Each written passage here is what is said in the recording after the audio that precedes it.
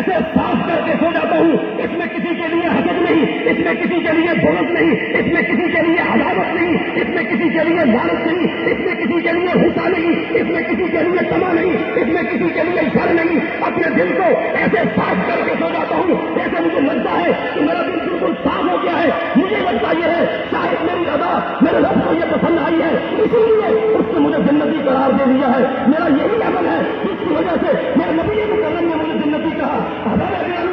میرے رب نے قرآن میں اسی لیے فرما دیا قد افلح من زکاہا، جس نے اپنے من کو صاف کیا، اپنے دل کو صاف کیا، کسی کے لیے غصہ نہیں رکھا، کسی کے لیے حسد نہیں رکھا، کسی کے لیے بغض نہیں رکھا، کسی کے لیے لالچ نہیں رکھی. اس نے اپنے دل کو صاف کر لیا، اس نے اپنے من کو صاف کر لیا. قد افلح من زکاہا، وہ کامیاب ہو گیا.